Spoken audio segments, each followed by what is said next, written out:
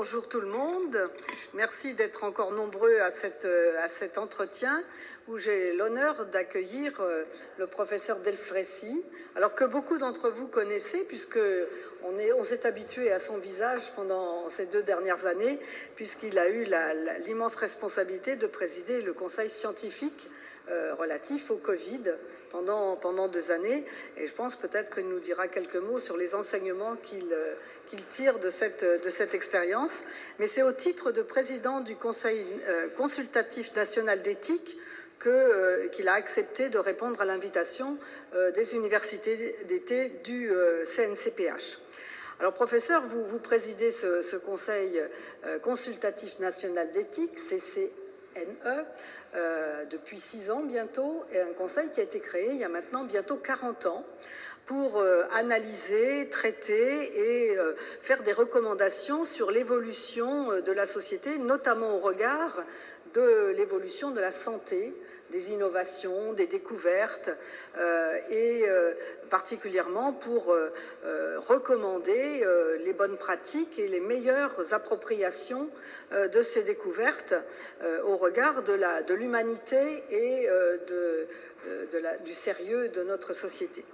Alors, à ce titre, vos travaux nous intéressent beaucoup, puisque abordant les questions de la santé, du système de santé, du système de soins, le CNCPH, qui réunit des personnes concernées, des associations représentatives et aussi des organisations gestionnaires qui accompagnent les personnes concernées dans leur parcours de vie, sont très intéressés par les avis du CNCPH et d'ailleurs du CCNE. Et d'ailleurs, le 22 avril dernier, le CCNH a modifié sa représentativité, puisque suite à la loi bioéthique, vous avez accueilli 6 représentants d'associations, de personnes malades, d'usagers des services de santé, de personnes handicapées. Et à ce titre, une des nôtres, Noémie Nolot, a rejoint votre conseil, des associations familiales, des associations de défense des droits des personnes. Donc, vous entrez encore plus dans le dialogue avec la société civile, avec la société civile organisée.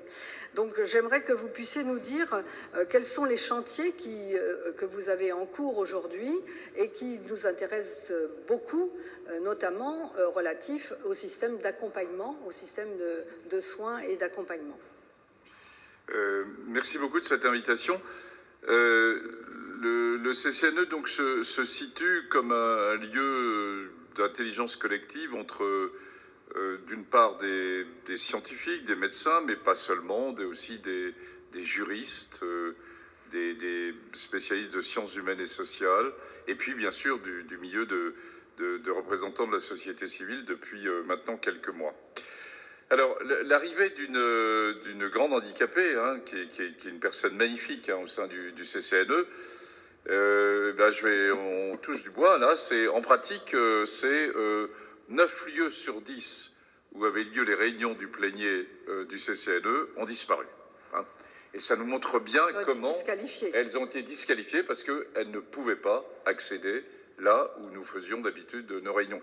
C'est pas du tout au sens négatif du terme que je dis ça, mais c'est pour montrer comment, y compris dans une structure qui était sensible, bien sûr, au handicap, nous ne l'étions pas du tout, hein, puisque quand il a fallu passer, ça a évoqué tout à l'heure les problèmes de la ligne 14, quand il a fallu évoquer le pratico-pratique, nous sommes maintenant, et nous changeons d'ailleurs pour essayer de trouver pour Noémie l'endroit où ça va être le plus aisé pour elle à tout niveau. Et ceci, évidemment, dans la bonne humeur.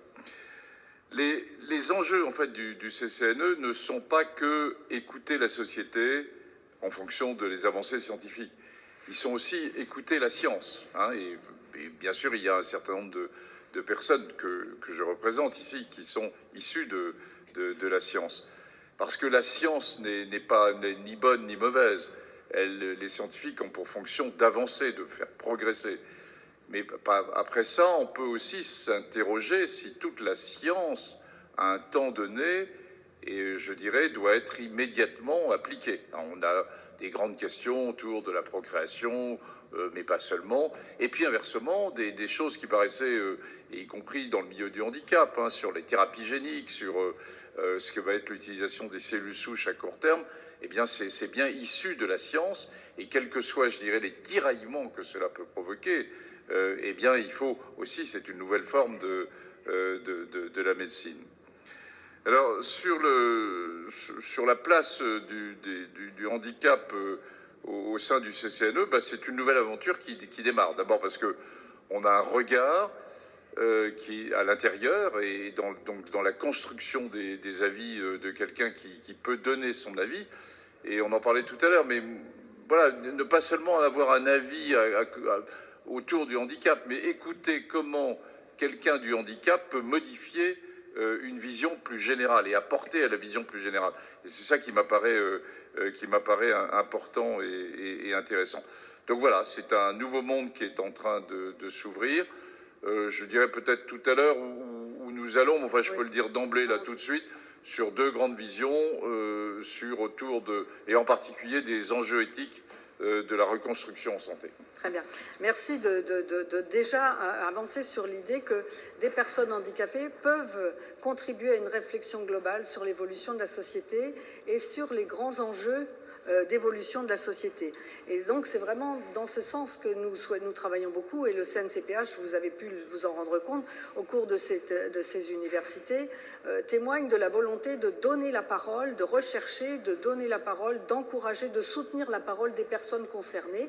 Et justement, vous avez à vos côtés Philippe Aubert, qui est un des membres du CNCPH, avec plusieurs diplômes universitaires de haut niveau, qui, comme vous le voyez, est comme Noémie, lourdement handicapée, mais avec une volonté farouche de participer à l'évolution de la société et d'entreprendre pour construire cette société inclusive à laquelle nous espérons tous, que nous espérons tous atteindre. Et Philippe préside le conseil scientifique des questions linguistiques, sociales et éthiques du CNCPH. Donc il va vous présenter ses travaux.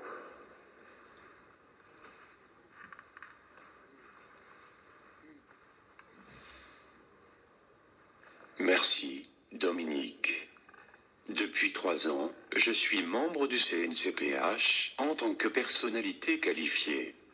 Depuis mars 2021, j'ai pour mission de présider le Conseil pour les questions sémantiques, sociologiques et éthiques. Outil innovant dont le CNCPH s'est doté, dans cette mandature récente, afin de se laisser le temps de la réflexion. Conseil qui rassemble une trentaine de personnes. J'ai proposé que ce conseil comporte un tiers de membres en situation de handicap, dont certaines et certains ont de lourdes difficultés à s'exprimer à l'oral. Suite aux demandes du CNCPH, et en vue prioritaire de nos membres, des groupes thématiques ont d'abord travaillé les questions sémantiques et sociologiques, qui ont de fait soulevé des problèmes éthiques. J'ai proposé d'engager la fin du mandat CNCPH en cours pour nous permettre d'avoir une méthodologie et nous focaliser sur l'éthique. Le CNCPH compte parmi ses membres Noémie Nolot. Depuis le début de cette année, Noémie nous représente au sein du Conseil consultatif national d'éthique.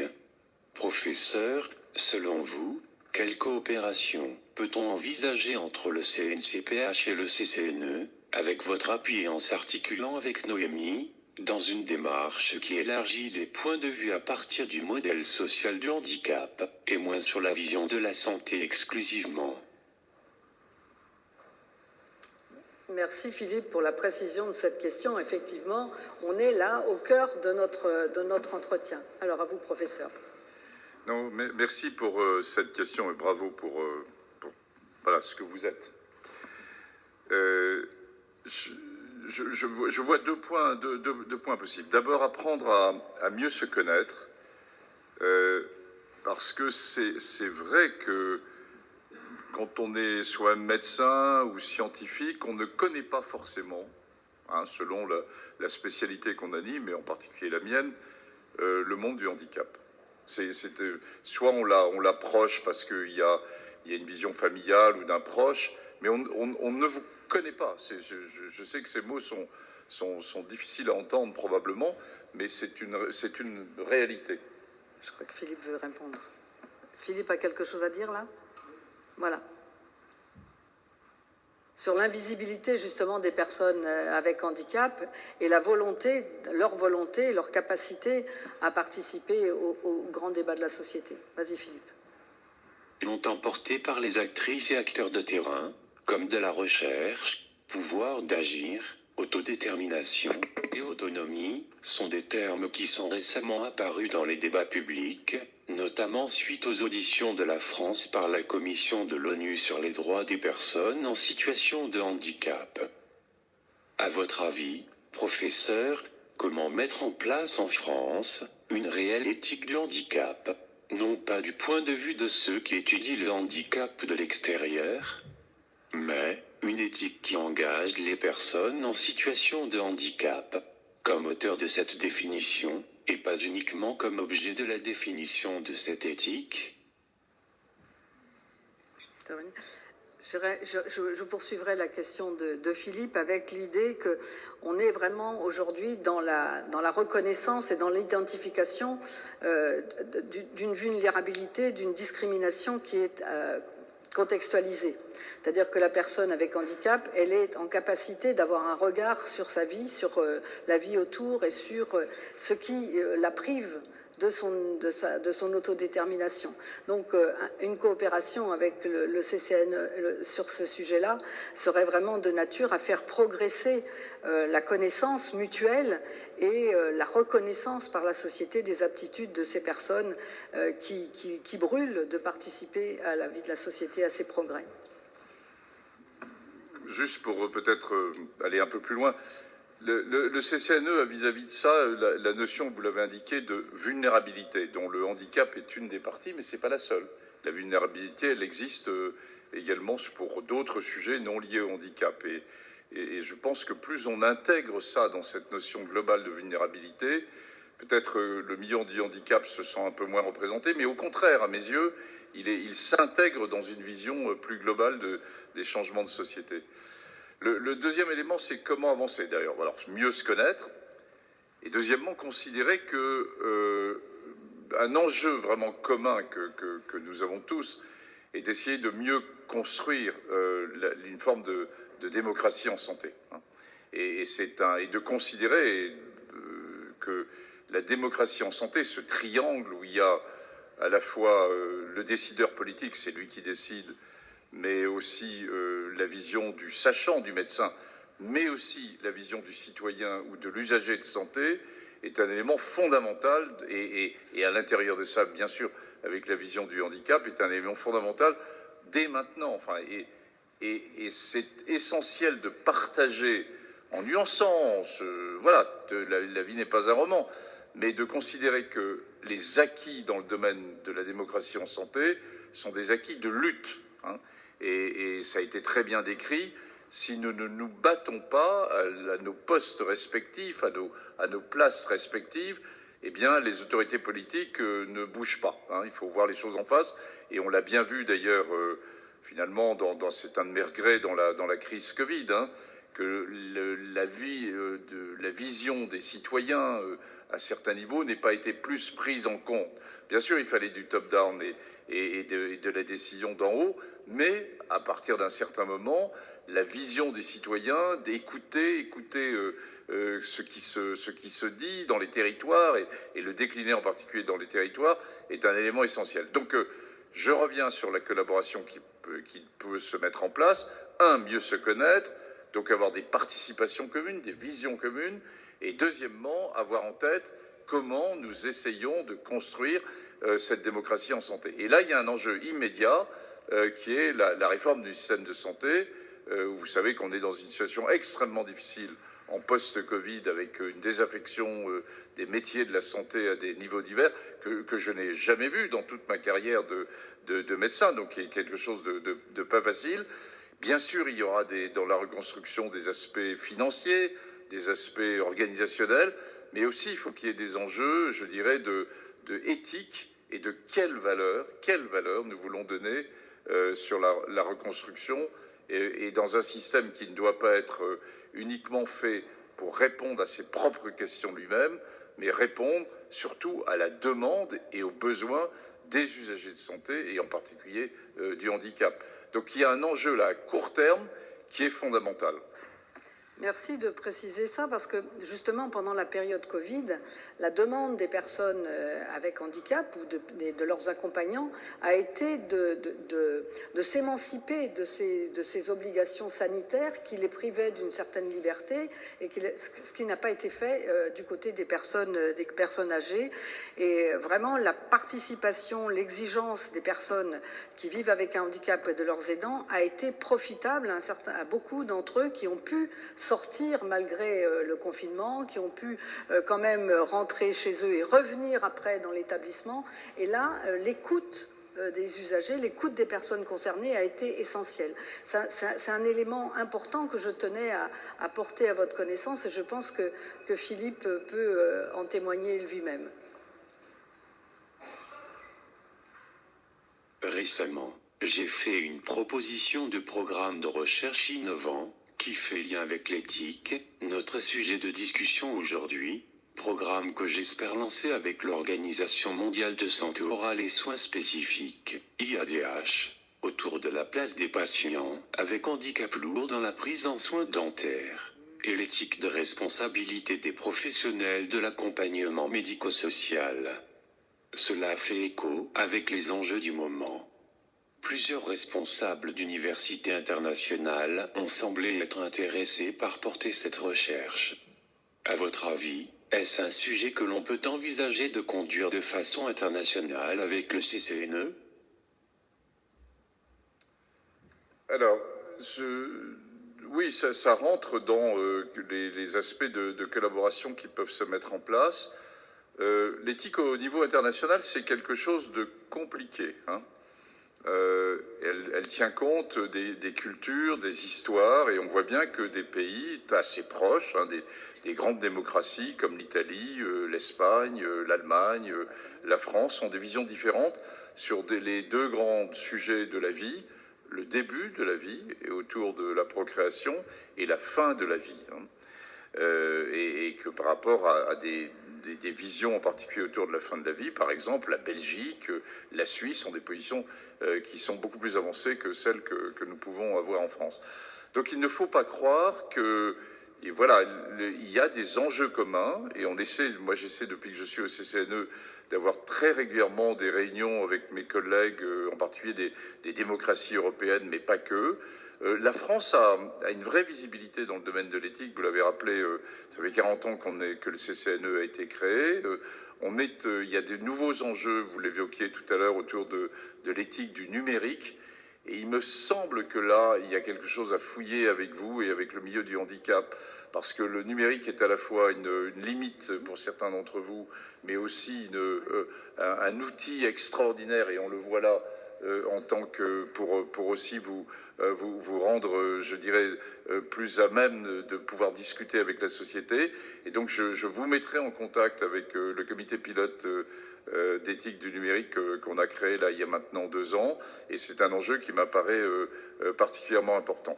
Alors après, il y a le plan international que vous évoquez, il y a aussi le plan national, c'est-à-dire que tout ne doit pas se jouer sur un plan national des grands organismes. C'est important pour porter les messages par rapport aux autorités sanitaires, mais je dirais que ce qui peut se jouer dans les territoires, j'en suis totalement persuadé, est un enjeu aussi important. Et là, il y a des rapprochements, il y a des espaces éthiques régionaux dans lesquels il y a un certain nombre, où il y a les CRSA également, dans lesquels il y a le handicap et des handicapés sont un peu présents, pas suffisamment. Il me semble que ça fait partie là aussi des enjeux de démocratie en santé. Et il ne faut pas toujours viser l'entité à Paris, qui est un peu loin avec quoi qu'on fasse pour rester proche du terrain, et vous appuyez aussi sur les espaces éthiques en région, qui sont des éléments importants et avec, par exemple, qui nous permettent, nous, de mener un certain nombre de débats. Et dans les deux enjeux du CCNE que j'évoquais tout à l'heure, autour de la fin de la vie et autour des enjeux éthiques de la reconstruction en santé, eh bien, on va mener ces débats dans les territoires, plus ou moins en micro, avec ces espaces éthiques régionaux, et forcément, la vision du handicap doit être au rendez-vous à ce moment-là. Bien, merci. Je pense que ça encourage Philippe dans la poursuite de sa volonté. Bon, en ayant une prudence, hein, que le niveau international, c'est une complexification encore plus grande, puisque la conception, la vision des grands enjeux de société, notamment concernant la vie et la manière de vivre, soit au début de vie, soit en fin de vie, soit en cours de vie, avec ou sans handicap, sont différents suivant les pays. Par contre, en France, visiblement, il y a besoin là d'un apport et d'un dialogue entre les personnes concernées et les sachants. J'ai bien aimé le mot que vous avez utilisé, parce que bien souvent, on a des personnes qui vivent avec un handicap qui sont bloquées par des appréciations, des diagnostics, ou qui viennent de sachants qui les jugent un peu rapidement inaptes, alors que la volonté et la capacité à dépasser, compenser le handicap des personnes, on en a l'exemple là à côté de vous, vous en avez l'exemple régulièrement avec Noémie, mais beaucoup de nos amis qui constituent le CNCPH sont dans cette situation-là, sont dans une force de vie et une expérience de vie qui est très très utile pour la construction de cette société plus inclusive et plus humaine à laquelle vous contribuez par vos travaux et vos analyses. Ah, Philippe veut dire un petit mot de conclusion. Merci beaucoup, professeur et Dominique. Voilà. À bientôt. Merci. Ben, je lui laisse la parole, le dernier mot, en vous remerciant très très fort, cher professeur, d'avoir accepté cet entretien. Trop bref à mon avis, mais puisque vous avez fait des ouvertures de coopération, nous aurons l'occasion de nous retrouver. Voilà.